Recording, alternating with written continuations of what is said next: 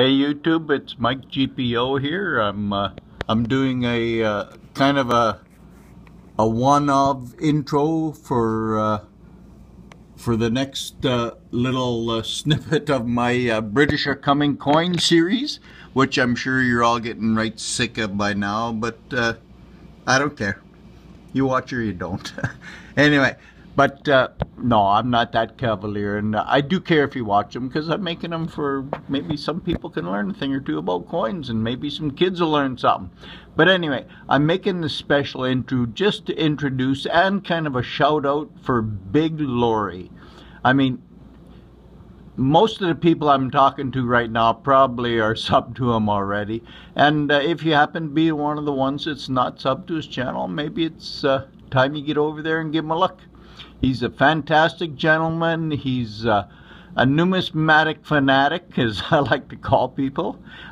He's a bit of a stacker too, so he's kind of got the bases covered, and he's got some really nice coins, and he's generous beyond generous. He's one of the nicest guys you're gonna meet, and he's a hell of a lot of fun too. We get him in a chat now and then, and we get him going, so he's a lot of fun. But anyway, I'm not gonna make this any more painful than it already is, so stay tuned and see some coins. Mike GPO back again with the another set of British coins, and this one I'm fairly proud of, and this one I cannot take all the credit for. I'm gonna have to credit Big Laurie again. He got me started on those damn Scottish shillings, and I can say that I'm pretty sure I finished a set of Scottish shillings now. So I'm gonna just show you. You can tell by the flips and the writing that these ones here, this 1937, 38, 39, 40, 41, 42, 43, 44, those all came from Big Laurie. You can tell by his excellent handwriting and the beautiful flips. And also 45 and 46, and that ends, 46 was last year they made a silver shilling. These are all 50%ers, those. And starting in 1947, and we go 48, 49, 50, 51, also from across the pond, you can tell. This is a 51 also, because in 1952, I guess they felt necessary, they didn't have it, they didn't make a Scottish shilling in 1952 is what I'm trying to spit out. So I just, instead of having a hole in the thing, I just put another 51 in there. So we go 53, 54, 55, and of course the best year they made the Scottish shilling was 1956. And continuing on, we're going to go here, we're going to go 57, 58, 59, 60, 61, 62, 63, 64, 65, 66, they stopped making Scottish shillings. That's, I guess, when decimalization kicked in. And they didn't make another Scottish shilling until they'd made this pretty little thing here. I'm just going to put it down, and we're going to do this. And this is a 1970 proof Scottish shilling. And it's made out of Cupro nickel, and also very low mintage. If you can see here, 750,000. That's not very many at all, considering some of them, like the 1946, which is 50% silver, had like 16 or 17 million made. So less than a million. That's a nice little coin. Anyway, that's my Scottish shillings. Thank you for watching. Mike GPO here again. I'm going to show you a few coins from some former British countries.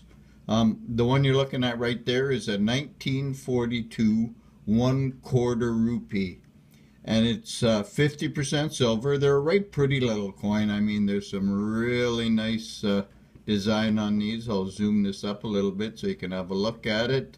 And then I'm going to zoom it back down a bit because I got my fancy contraption working really good today. Anyway, we're going to move on a little bit. Here is a half rupee. And starting with the half rupee, these coins had a really cool looking security feature on the rim of these. Mike Pitbullion, you'll probably like these because it doesn't have edge lettering. It's got a security feature on the edge of it. And I'm going to quickly skip ahead here. We're going to look at the full rupee. And if I turn this coin a little bit, I mean, you can see it there. There's kind of like, there's two rims, and then in between there's a row of, it's kind of like dots and dashes, and that's a security feature on these coins. And like I said, they're a really pretty little coin. They're really good looking. And I'll turn it back up around there. You can see there's King George VI, George VI, King and Emperor.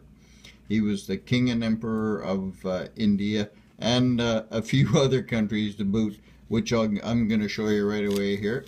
If I got my magic stand working really good there, and there's a big old hairy wrist. And we're going to zoom up a little bit for these coins and focus them in a bit.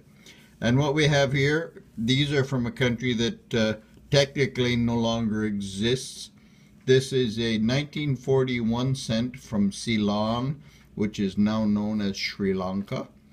And it's in pretty good shape for a coin from 1940. It's a little dirty, but probably could use some soap and water. But again, you'll see King George VI there with his golden crown. Moving on, what we have over here is these are exactly the same coin. So I'll just turn one over so you can see both sides. These are a 5-cent coin from 1942, I believe also. Yep, 1942. And they're also from Ceylon and known as Sri Lanka. And that's just another little snippet of The British Are Coming.